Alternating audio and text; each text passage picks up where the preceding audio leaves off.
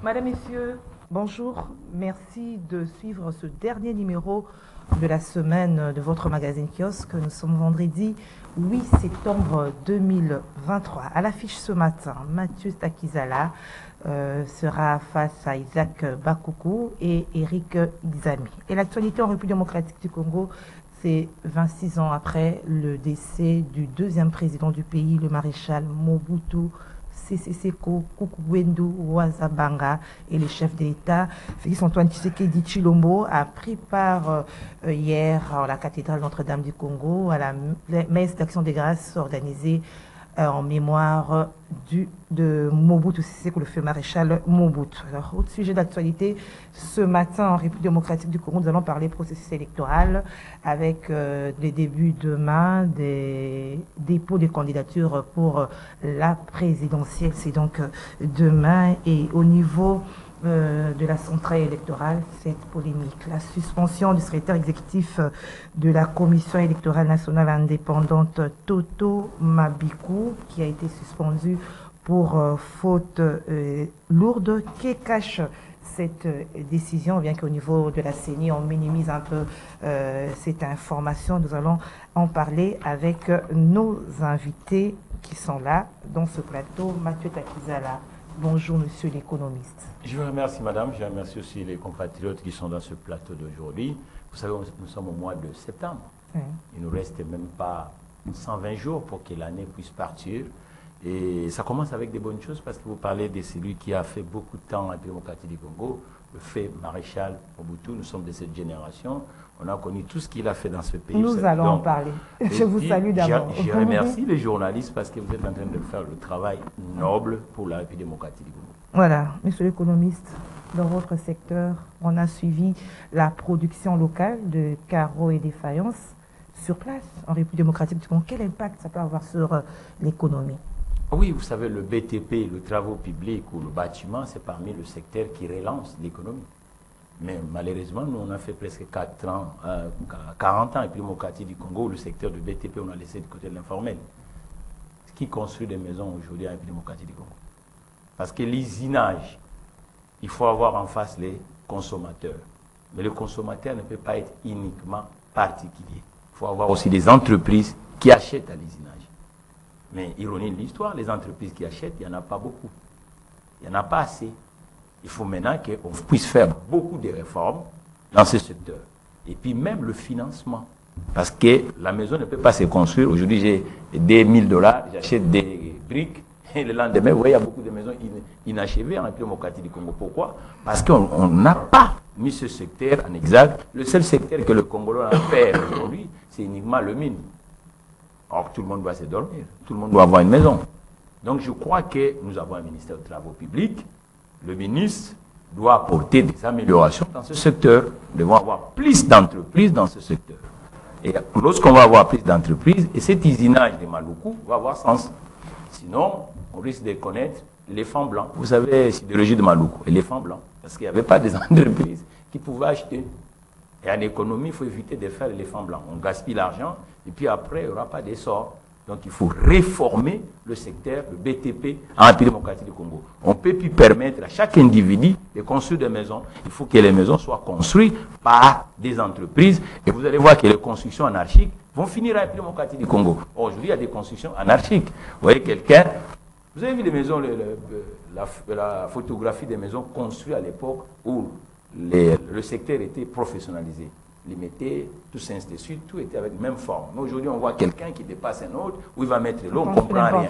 Donc, anarchiquement, parce que le secteur n'est pas professionnalisé.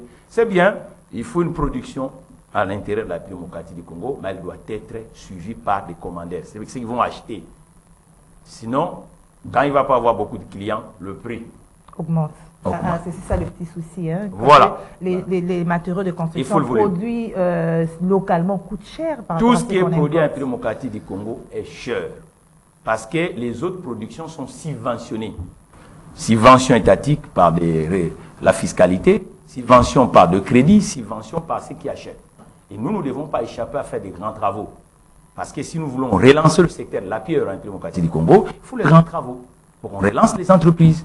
Aujourd'hui, on ne va pas limiter uniquement à faire des kilomètres ici, tout ça, ainsi de suite. Il faut des cités entières qui soient construites en Mokati du Congo. Et moi, j'appelle qu'on puisse construire des prisons en Mokati du Congo parce que la malhonnêteté est devenue le règle sociale en Mokati du Congo. Ça veut dire que ça devient la sociabilité des Congolais. Il faut détourner.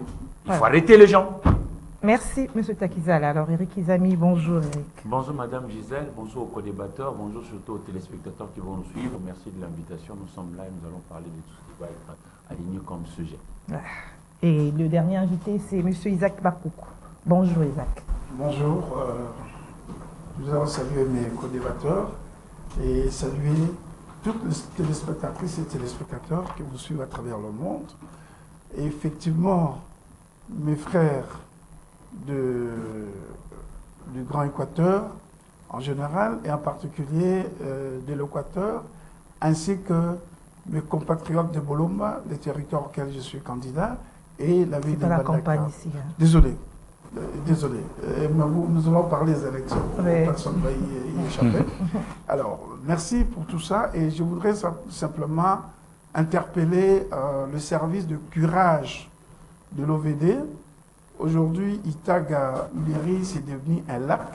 Le bureau de Corneille Mimi, qui s'occupe des femmes battues, tout cela, est inondé. Je crois qu'il est tout à fait nécessaire qu'il passe là aujourd'hui, voire afin d'éviter que l'eau puisse continuer à monter. Et en pleine ville de Kinshasa, la commune voisine de la Gombe, constater des choses pareilles, ce n'est pas très agréable. Comme mon frère a dit, c'est toujours dû aux constructions anarchiques. On ne suit plus l'urbanisme et l'habitat, tout ça là. N'importe qui construit n'importe quoi dans n'importe quel endroit, ou les endroits qui sont interdits, les gens construisent et bloquent même les caniveaux pour que l'eau puisse circuler. Je pense qu'il est temps, comme mon frère a dit, de réformer et qu'on ait... Il n'y a plus la beauté de la ville. Vous allez à Bandal, vous allez à Lemba ou à Matete. Même ici à Gombe, il y a des endroits où on a construit des maisons en étage alors que c'était des quartiers résidentiels. L'intimité des gens ne sont plus respectées. Tout ça parce qu'on s'en fout de l'urbanisme, on s'en fout de l'aménagement du territoire. Les Blancs, quand il était ici, il sait pourquoi il avait construit des résidences et il sait là où il avait construit les bâtiments, les buildings. Mais ici, j'ai un peu d'argent, j'exploite. Mais tout ça, l'État, la ville doit suivre parce que ça fait vraiment un désordre. Et cette désolation sur la ville de Uleri, où tout le monde passe, ça fait quand même... ça fait pas de la... Kinshasa la belle, hein? Voilà. Eric, vous voulez ajouter quelque chose? Oui, par justement, rapport à ça? un petit biscuit. Ça m'intéresse et je crois que ça va intéresser aussi les nombreux parents de Kinshasa, même de la République démocratique du Congo. Je voudrais ici interpeller les décideurs à pouvoir apporter la solution sur le problème qui mine le secteur de la santé, et particulièrement les médecins qui évoluent au niveau de la pédiatrie des Kalembe-Lembe. Alors, j'avais été invité par un de nos aînés que vous connaissez tous, Redi Amissi, Baïlo Kanto, qui célébrait ses 40e anniversaire de carrière. Alors, après le récital qu'il a donné au niveau de Pullman Hotel, en rentrant à la maison autour de 2 h du matin, je trouve mon fils qui avait la forte fièvre. Mais je l'amène tout de suite au niveau de Kalembe-Lembe. Il était en grève. La grève, tout de suite, je pense maintenant à un de mes amis espagnols qui me disait, chez vous, les hôpitaux ne sont pas suffisamment bien gérés parce que justement, vos autorités n'amènent pas le leur là-bas.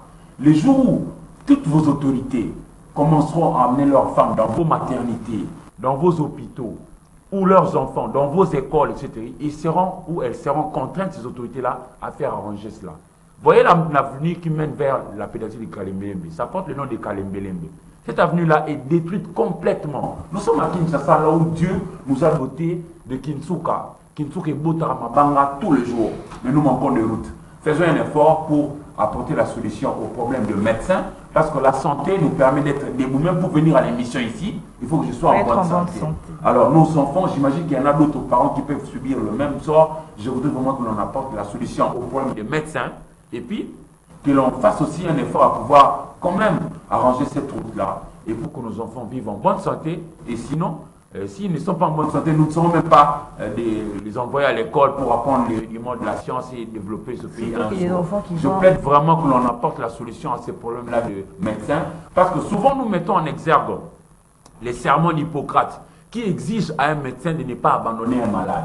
Mais nous occultons volontairement le testament d'Hippocrate. Il disait en son temps, je cite, « Lorsque vous avez deux riches dans votre communauté, l'un doit être médecin, l'autre la chercher pour même celui à qui vous allez donner l'argent. » C'est-à-dire, le médecin doit être aussi placé à l'abri de besoins. Sinon, ça ne va pas, la santé est essentielle. Voilà. Merci Eric Izal. Vous avez raison, alors monsieur c'est pas le sujet. Hein. Non, je le complète un peu, il a raison, parce que le tourisme médical appauvrit l'Afrique énormément. Quand vous voyez l'argent que les Africains déboursent, surtout les Africains aisés, pour aller se soigner ailleurs, en Europe, vous n'allez pas imaginer. Et pourtant, nous formons des médecins, nous devons faire de sorte que si vous avez petit mal à l'aise dans le corps, il faut que dans le pays où vous dirigez, qu'on vous soigne localement. Puis comment fait-il? On doit se déplacer, les fils, les fistons, les oncles.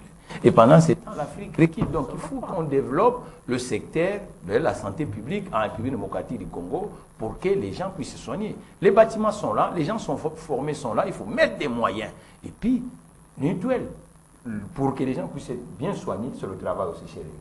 Parce qu'il y a beaucoup de chômage en République démocratique du Congo. Comment ils vont cotiser dans les mutuelles et tout ça, ainsi de suite. C'est ça le vrai problème. Voilà, merci Mathieu Takizal. Alors je reviens à vous, Isaac Bakoko. Avec votre canne, c'est un peu comme le maréchal. Hein. Hier, on a commémoré les 26 années de son décès. Et il y avait une messe d'Action des Grâces, la messe dont a pris part le chef d'État. C'est quand même un geste à saluer. Il est en train d'honorer la mémoire de son prédécesseur. C'est lui qui avait aussi occupé un poste comme lui. Je crois que vous m'avez vu. J'ai voulu aussi rendre hommage au maréchal de ma manière. Parce que, même dans ma page Facebook, je dis, je rends hommage au maréchal Mobutu pour le bien qu'il a fait pour le Congo et pour le peuple congolais. Et ce monsieur constitue notre patrimoine politique et notre patrimoine culturel. Et l'acte de porter incommensurable que le chef de l'État a posé et démontre qu'il est vraiment le pater familias et il dit il faut oublier les passés et avançons.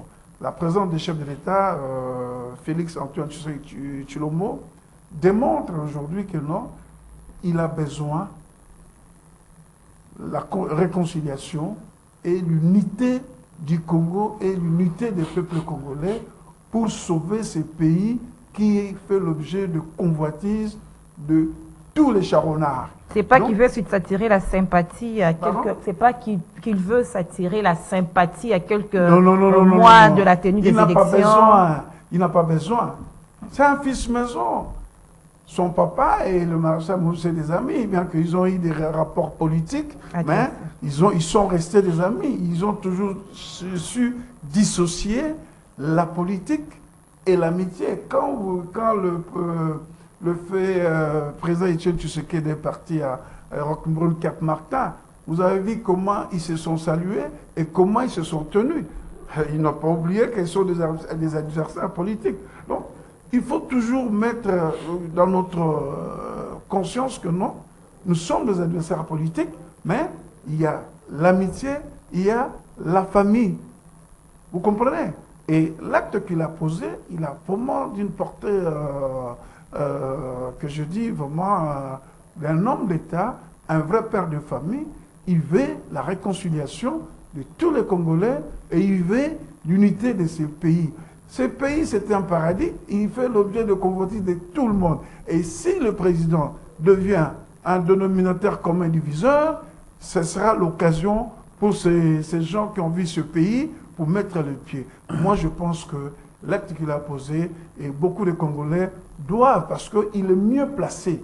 Il est mieux placé comme fils d'Etienne Tshisekedi, comme un fils qui a vécu l'exil, il a vécu tout ce qui s'est passé, mais ce même fils-là, aujourd'hui, il dit non, nous devons avancer, tout ce qui était derrière nous doit rester, et moi, vraiment, j'ai apprécié, je pense qu'il reste simplement qu'il puisse réapatrier la dépouille du maréchal, qu'on puisse lui trouver aussi son mausolée, et je crois que tout le monde vivra en paix, comme il a fait pour son père, malgré qu'on avait pris la dépouille, le mortel de son père en otage pendant 2 ans, mais il ne suit pas ça. Il veut l'unité du peuple congolais, il veut que les Congolais comprennent que nous sommes des compatriotes, nous sommes des patriotes, nous sommes des frères, et nous sommes des sœurs, et que l'intérêt commun, c'est la RDC, et c'est notre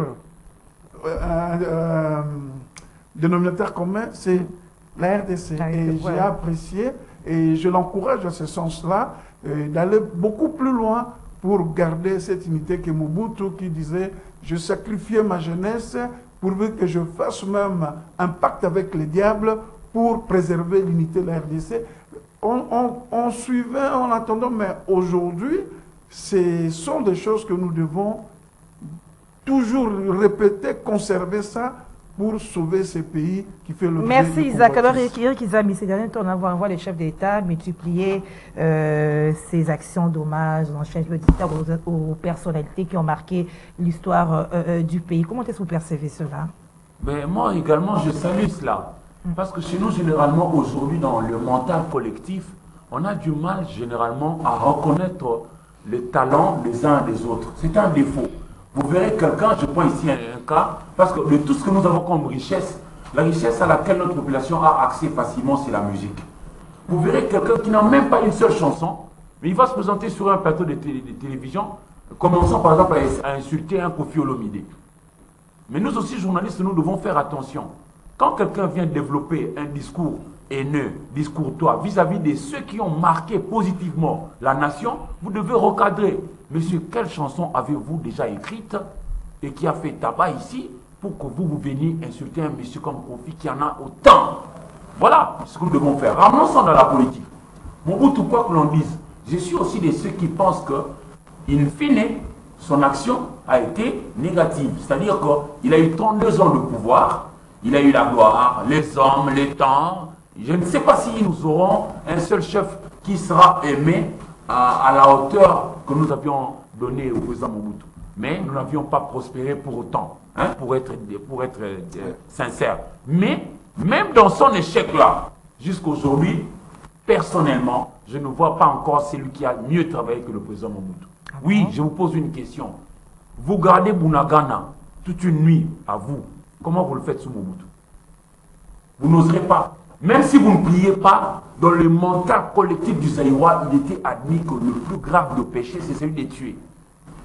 Sous Mobutu, un pasteur ne peut pas venir comme ça, directement te dire à toi, ton papa ou ta maman est sorcier ou sorcière, et toi tu y crois. Aujourd'hui, c'est faisable. Il le disait en son temps, mais non, il y a quelqu'un là qui lave les femmes, et tout ça. Toi, tu as lavé la femme et puis tu as laissé. Il a interpellé. Pour moi, c'est quelqu'un qui connaissait beaucoup les chapitres de la vie nationale. Son ancien ambassadeur en plus. Restons en politique. Mobutu, en son temps, quand il a lancé le multipartisme, le 24 avril 1990, il avait voulu que ça soit dans 3 branches. Et rappelons-nous que c'est resté comme ça parce qu'il avait la bonne lecture. La dernière consultation électorale nationale ici s'est effectuée en décembre 2018. Qu'avons-nous eu? Nous avions eu la Mouka d'un côté, Cash, UDPS et les autres, de l'autre, et puis FCC Cash. C'est toujours 3 branches. En son temps, c'était mouvance présidentielle, opposition et les centristes. Et je crois que ça se répète. Donc c'est quelqu'un qui avait quand même une large vision de ce pays. Et il n'avait pas voulu que nous ayons autant de partis comme nous les avons aujourd'hui. Nous avons 910 partis politiques. Où a-t-on vu ça? La démocratie. Non, la démocratie. Ça, c'est les désordres, madame. Ça, c'est les désordres. Voyons la grandeur des États-Unis d'Amérique. Ils ont deux pôles, des républicains et des démocrates, etc., etc. Copions ce qui était bien. Mais j'avoue qu'il avait échoué in fine. Mais je note que beaucoup de gens l'ont beaucoup critiqué. On critique Mobutu, mais son maître mot reste Papabo, Mako, Kolobo, Mako, Mamako. L'unité. Sous Mobutu, même moi qui vis à Kinshasa, je me sentais propriétaire de la GECAMIN qui est loin au niveau du Qatar. Etc., etc. Mais aujourd'hui, quelques points là, quand vous arrivez, vous n'êtes pas des là, on vous fait des ennuis. J'ai vu les élections de 2006, où 2006, je crois, 2006, quand Devila Kikanda avait broyé du noir chez lui au Congo central, qu'on appelait autrefois Mobutu Bazaïr. Mais il a été major en 2011, meilleur élu du Kivu. Kondovia Kikanda était du Congo central. Tu vois, pour moi, Mobutu a été parmi les acteurs politiques qui ont le mieux travaillé pour cimenter la nation. Cimenter la nation, c'est-à-dire permettre à ce qu'un Moulouba puisse épouser un Mougala, un Mougala, un Moukonga, un Moukonga, un Moussoïl, etc. Pour moi, c'est ce que Mobutu a laissé le plus. Alors c'est difficile aujourd'hui pour qu'on puisse... Si on n'arrive pas à nous balkaniser, je vais terminer par là, excusez madame, avant de vous laisser la parole pour renchérir, si on n'arrive pas aujourd'hui à nous balkaniser, entre autres c'est par rapport à l'action du président Mobutu, nous devons reconnaître ces géants messieurs. Et puis je ne le dis pas seulement pour Kinshasa, par ce métier nous avions aussi quand même le bonheur de pouvoir circuler ici en Afrique. Moi il y a eu une maman qui m'a béni à Dakar, à l'époque où on nous traitait des violeurs. La maman là, quand elle m'a entendu parler en lingala, dans les rues de Dakar, elle a elle aussi parlé du lingala, elle qui est sénégalaise, pour me dire que chez vous, vous n'êtes pas des violeurs. Moi j'ai vécu chez vous à Matongi, à Kinshasa, là j'ai gagné l'argent là-bas. Vous n'êtes pas des méchantes personnes. Elle m'a béni parce qu'elle aussi, elle s'est abreuvée ici chez nous. Je voudrais dire ici, chers amis, vous qui nous suivez, partout où nous allons, apprenons à nos enfants à s'accepter. Nous sommes une nation, nous devons préserver ce qui est cher à nous tous, et c'est la République démocratique du Congo. Je ne dis pas que tout était rose sous son règne, non, je ne l'ai pas dit. Mais j'ai dit, dans son action, il mérite respect et considération. Parce que notre pays ici a été visité par tous les grands. On nous rapporte par l'histoire que déjà en 1969, lorsque la mission de NASA, Apollo 11, est allée à la Lune, ils sont venus visiter les zones, 24 zones de notre ville de Kinshasa ici. Toi et moi, on n'était même pas encore nés. Nous qui sommes nés presque vers la fin ici, on a vu les gens visiter ce pays. Mais aujourd'hui, on nous a taxé un peu de tout le nom d'oiseau. Mais moi, je crois que c'est que le chef de l'État actuel, Félix Antoine Tshisekedi, tu le vois faire. C'est une bonne action.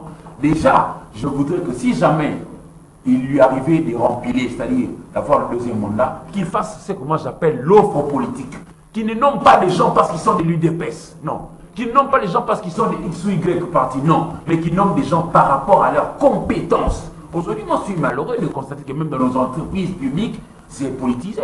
Non, il faut nommer les gens par rapport à leurs compétences. Nous sommes une nation. Ici, il faut l'offre politique. On veut avoir de l'eau. Nomme quelqu'un qui pourra nous produire de l'eau et distribuer de l'eau. On a un problème d'électricité. On produit ici des émissions que les gens ne savent pas suivre parce qu'ils n'ont pas les courants, alors que nous avons un barrage hydroélectrique. C'était un barrage construit sous le président Mobutu. 1972, il a quand même fait des réalisations que nous devons reconnaître. Et si jamais nos enfants nous poseront la question, papa, pendant les 32 ans là, qu'est-ce qui avait été fait en ce temps-là? Qu'est-ce que nous allons dire? L'unité. L'unité, c'est à préserver. Et nous devons suivre cet élan-là de l'unité. Nous devons bannir X, Y division. Ça nous fragilise. Voilà pourquoi nos adversaires, aujourd'hui, le Rwanda peut nous narguer. Sous Mobutu, tu nous nargues comment? Tu nous nargues comment? Tu fais comment pour prendre le alors il faut que Mobutu revienne pour qu'on puisse vivre dans cette unité, la paix. Est-ce qu'il n'y a pas une autre personne qui peut passer les Congolais valeureux sont là. Ils existent. Mais que faisons-nous des talents que nous avons au pays? Nous avons un problème ici. Je te prends encore un autre exemple. Les Congolais affectionnent le football. Moi, j'ai vu des gens insulter Florent Ibenge, Ikwangé. Je les ai vus dans nos plateaux. Mais aujourd'hui, qui a fait mieux que Ibenge? Personne. On a ces défauts-là que de jeter de l'opprobre aux gens. Non. Non, non, non. Voilà. Merci Eric Kizami. Alors, Mathieu Takizala, le chef était là à la messe, mais le rapatriement de la dépouille du maréchal et puis le funérail, il avait même promis, lors de son séjour à l'Équateur, ça tarde. Pourquoi? Bon, vous savez, nous avons un Parlement, nous avons le deux chambres, le président de la République, c'est vrai, il ne va pas décider tout seul. Je crois que les institutions doivent jouer leur rôle.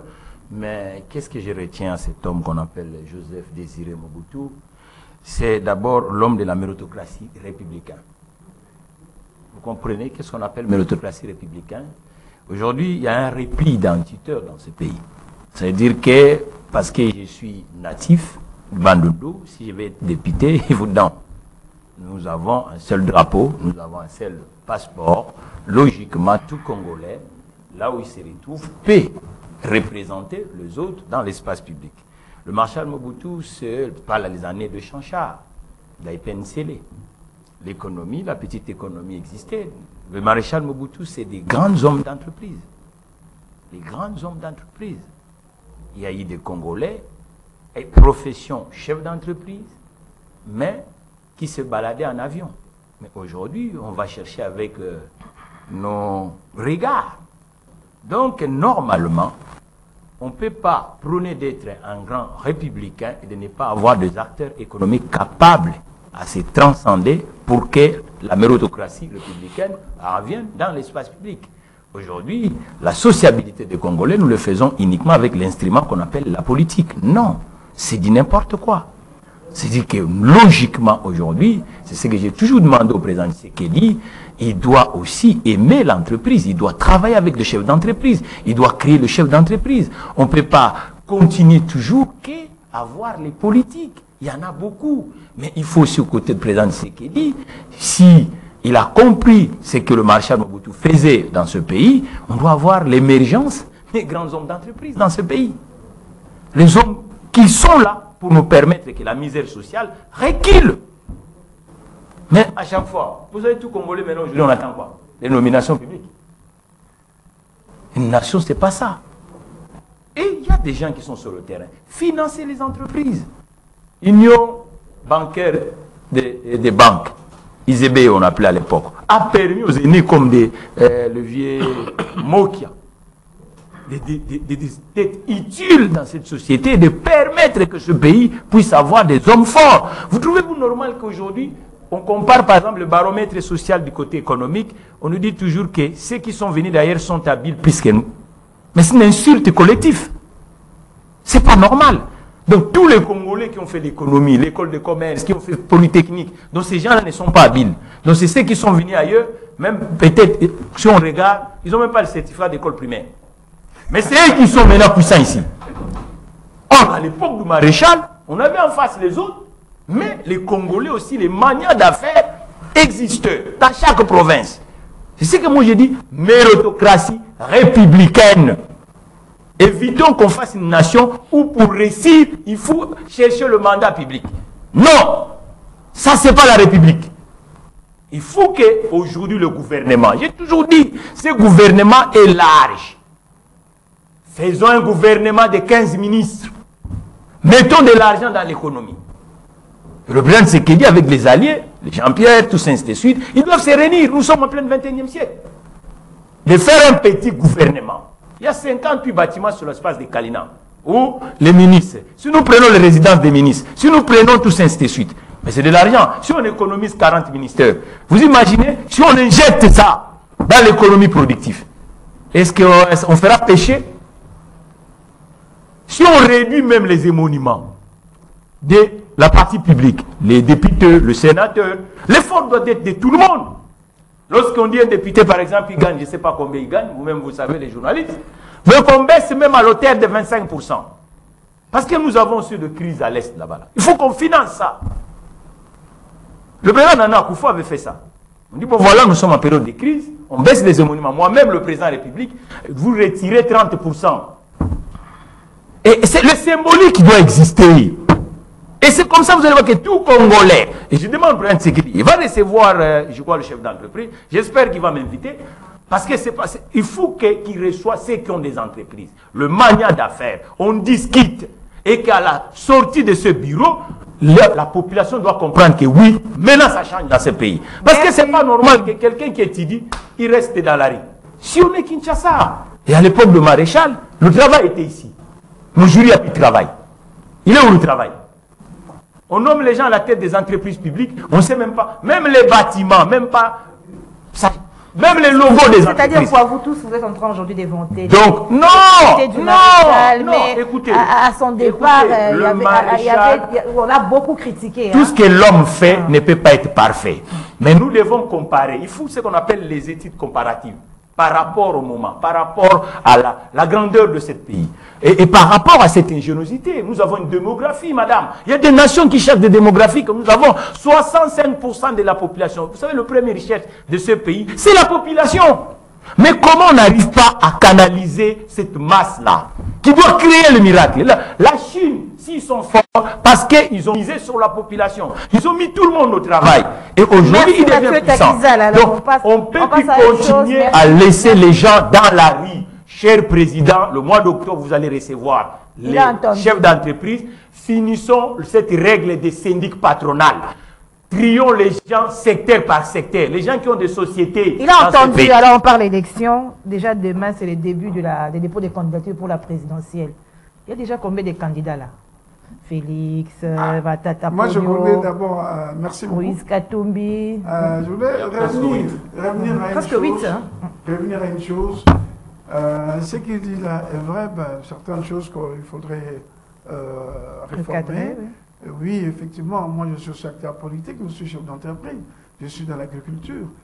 Je ne peux pas cultiver 20 hectares artisanalement.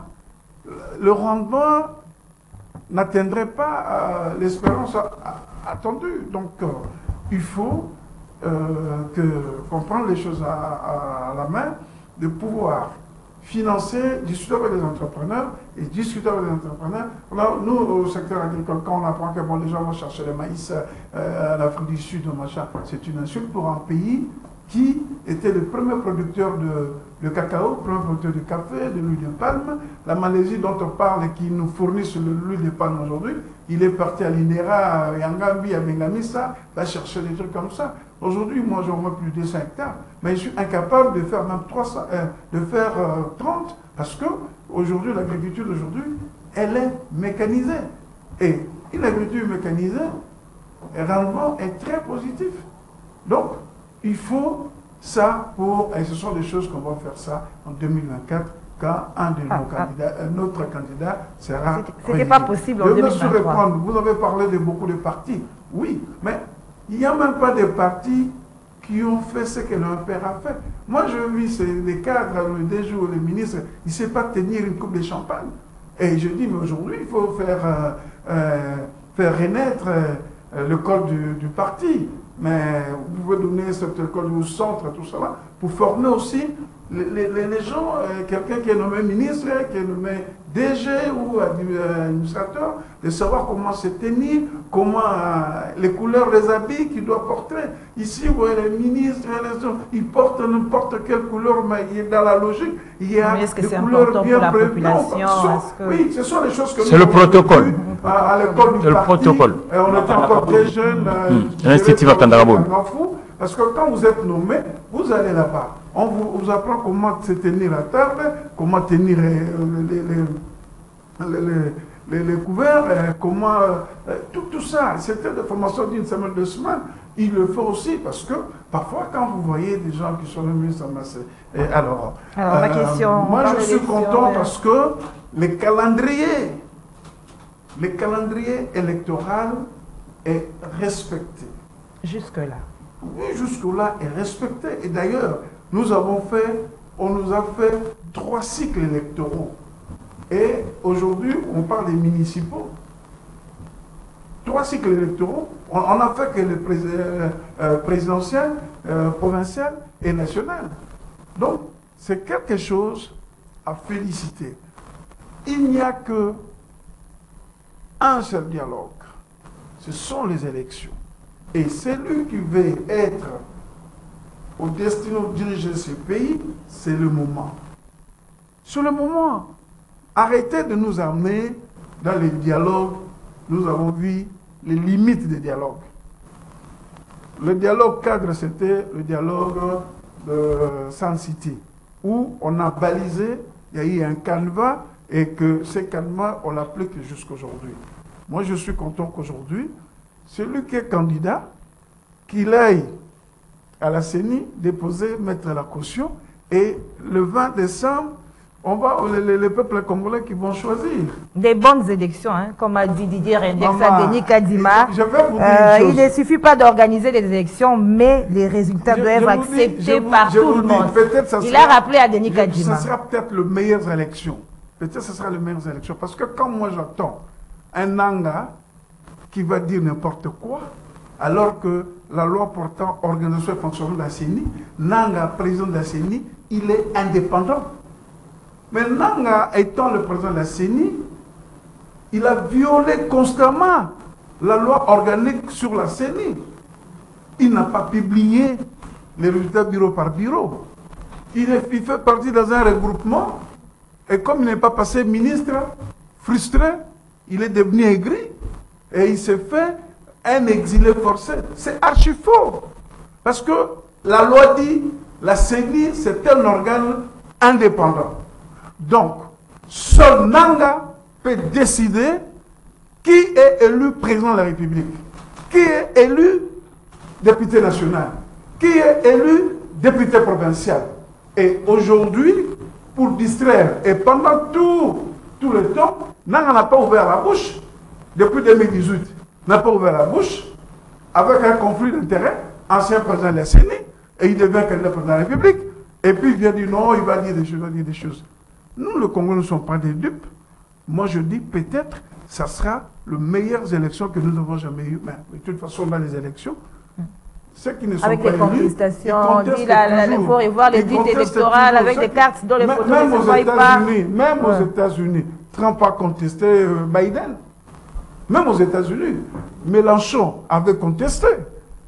Mais ils ont eu Comme de bonnes élections. mon frère Takizara a dit, toute œuvre humaine n'est pas toujours parfaite, mais nous devons avancer. Et moi je dis, le calendrier est respecté parce que les gens disaient que Kadima ne va pas respecter.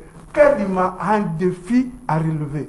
Et jusque-là, je l'encourage de continuer pour relever ce défi-là et ces détracteurs seront dessus, ils vont tourner la quai pour qu'ils comprennent que non. Les détracteurs ou bien ce sont des gens qui veulent des bonnes élections? Les détracteurs ou bien ces gens qui veulent la transparence, des bonnes élections? Non, parce qu'il n'y a pas que ça. Non, il y a même des gens qui étaient candidats président de la République.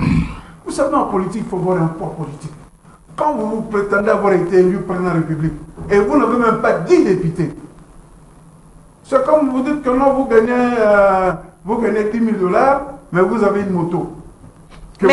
Merci Isaac Bakou. Alors, Eric Izami, ça sent mauvais et c'est pas bon à quelques mois de la tenue des élections. Voilà, il y a déjà ça brouille entre le président et les secrétaires exécutifs Totokani Mabipou, c'est ça son nom. Hein. Ça brouille déjà, ça sent mauvais. C'est un mauvais signe. Non, il ne faut pas aller dans des qu'il y a quelque chose qui ne va pas là-bas. Non. Il ne faut pas interpréter les choses comme ça. Nous allons biaiser la démarche. C'est que nous voyons. Ouais. Non, il ne faut pas. Vous savez, il y a un auteur important qui doit être lu, Edmond Rostand. Edmond Rostand, il dit la vérité, ce qui est à ce que l'on préférait qu'il fût. Ce n'est pas cela. Il a été dans une faute d'insubordination, il a été suspendu. C'est pas un problème d'argent, comme c'est l'habitude avec les Congolais, l'argent, les tels, les. Chacun a ses sources. Moi, la source que j'ai me dit que c'était un problème d'insubordination. Il a été suspendu pour 15 jours. Donc, ça va passer. Ce n'est pas non plus un fait terrible. Lui, l'incident, ça sera lequel? Que ça puisse brouiller les élections ici. Nous, ce que nous demandons à la CENI, c'est d'organiser des bonnes élections, inclusives, libres, démocratiques, et que si c'est Madame Gisèle qui a gagné, que ce soit réellement Madame Gisèle qui soit proclamée gagnante. C'est cela que nous voulons. Vous voyez? Je voudrais ici revenir sur un fait. Je l'ai dit, toi, la manière dont j'ai vanté le président Mobutu. Autant je l'ai fait pour Mobutu, autant je le ferai pour Kasavubu, autant je le ferai pour Laurent Désiré Kabila, autant je le ferai pour Joseph Kabila Kabange, autant je le ferai aussi pour Félix Antoine Tshisekedi Tshilombo. N'arrive pas à devenir président de la République qui veut, maman. Au-delà de tout ce que nous allons faire ici, élections, etc., il y a quelque part, je l'ai toujours répété dans vos émissions ici, il y a les sceaux de l'éternel. On ne devient pas roi comme ça. Non. Quand vous y arrivez, c'est que c'est Dieu qui veut. Alors, conduisez le peuple à ce que nous voulons. Non. Même qui a triché, c'est Dieu. Précédemment, je lis, j'exige à la CENI de pouvoir nous apporter des bonnes élections, réellement inclusives, libres, démocratiques. J'ai dit ça ici. Mais je dis, ne deviens pas chef de l'État parce qu'il a du succès. Sinon, parce que si jamais seulement c'est parce que vous avez une autorité. Mais c'est Tshisekedi Moumba serait président ici. Il avait du succès, il avait de l'adhésion de la masse. Ne deviens pas président qui veut. Ils ne sont pas là de par eux-mêmes, non. C'est aussi, je suis de ceux qui pensent que parce que Dieu aussi veut. Alors conduisez-nous là où nous voulons être, c'est-à-dire avoir la paix et le pain. Je l'ai toujours rappelé ici. Nous demandons à la suite de bien faire le travail, mais jusque-là, le travail est bien fait. Si Toto Mabiko a été dans une faute d'insubordination, on l'a puni 15 jours, et c'est pas terrible, ça ne casse pas les carreaux, on avance. Ici, il y a... Ça donne pas une mauvaise image, ils vont dire, voilà, eux-mêmes... Quelqu'un qui se comporte en insubordonné, c'est une mauvaise image, c'est pas quelque chose de louable. Mais il est en faute, il a été sanctionné. Ça s'arrête là, le travail continue. Il y a 4, 5, 6 personnes, 8 personnes qui se déclarent être candidats président de la République. Demain, on va le voir en principe venir déposer. Pourquoi? Parce que l'élection présidentielle est différente des autres. Le président de la République a pour circonscription électorale l'ensemble du territoire national. Si pour les autres députés nationaux, députés provinciaux, conseillers municipaux, comme ça sera le cas pour Moutiri Doudou, Moutiri qui est conseiller, candidat conseiller là-bas à Mongapula par exemple, la présidentielle exige aux différents candidats de pouvoir effectuer le déplacement de Kinshasa pour venir déposer leur dossier au niveau du siège de la CENI. Il faut rappeler ici que la CENI aujourd'hui est propriétaire de ce bâtiment-là. Autrefois, la CENI louée sous Namba, mais sous Denika Dimakasa dit c'est quand même un exploit. Il a acquis ces bâtiments-là pour la CENI et ça avance.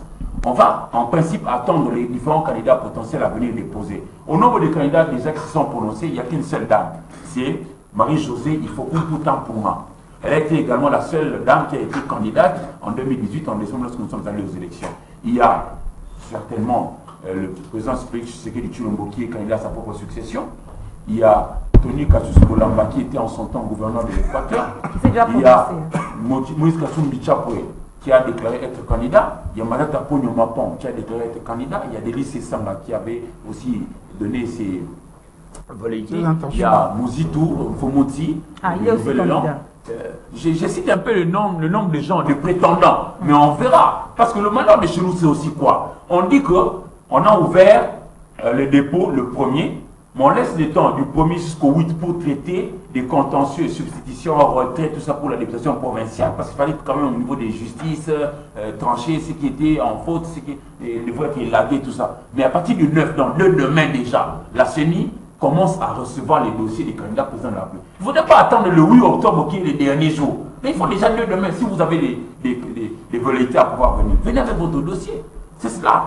Ouais. Et nous ne voulons pas avoir des gens qui viennent jouer avec les Congolais. Nous, on veut des présidents qui viennent avec un programme. Et non seulement le programme, mais aussi la capacité de pouvoir, tant soit peu, réaliser ces programmes-là pour nous apporter la paix, le pain, et pour que nous puissions penser au progrès.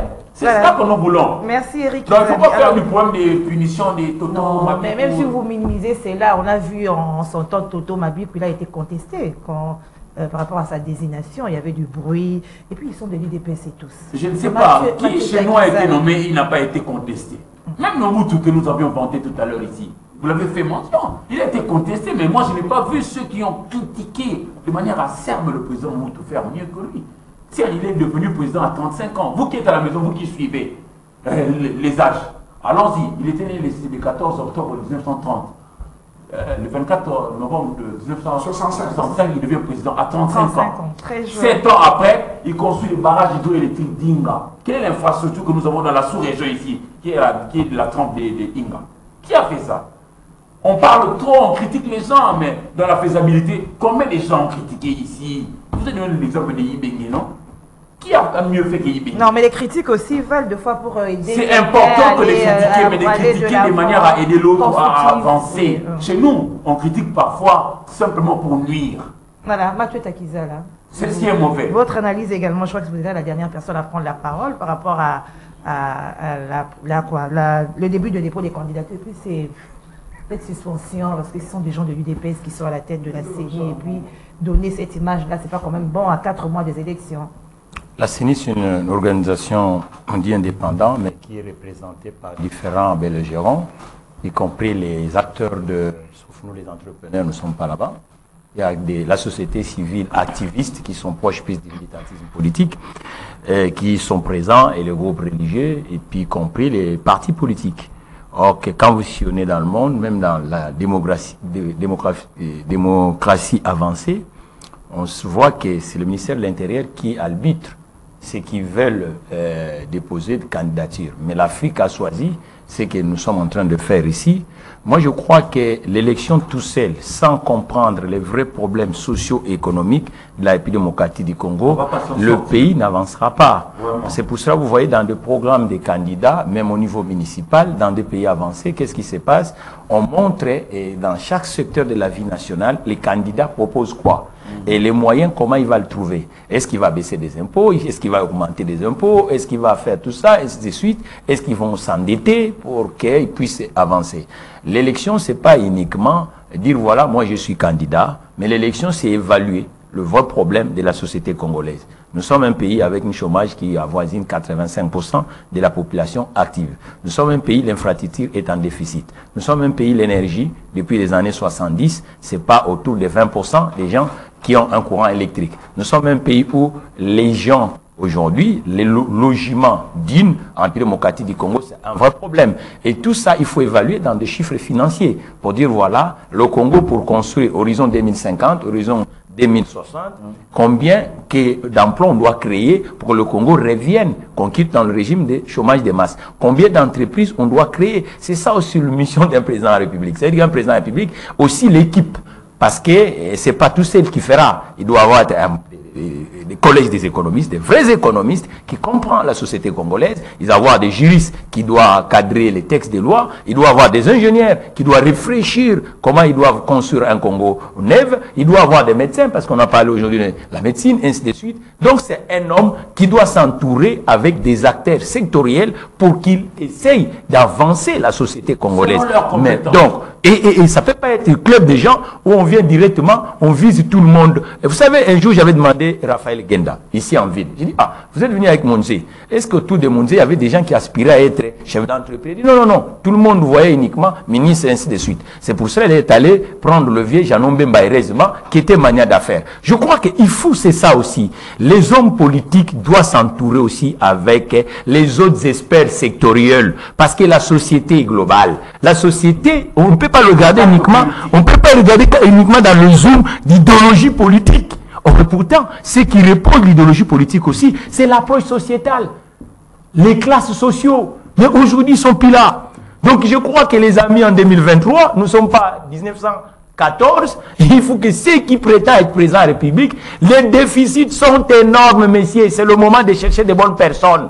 Pas le cousin, pas la sœur. Ah, si le cousin est compétent, tant mieux. Mais s'il n'est pas compétent, ils vont juger la personne là qui dit il est candidat. Voilà. C'est ça le vrai problème. Merci, parce que nous, Congo, ils ont énormément de corps. Pas si elle est qui. Oui, c'est ça. Voilà, et l'émission est finie. Merci Mathieu Takizala. Merci Eric Izami. Merci Isaac Bakoukou. Merci à l'équipe technique, Karine Bébé, José Andia, Alain Kabongo, Moro, Njambe, Diekifou, Onezim Tingani. Merci au coach Doudou Montiri, l'homme de Mongafoula.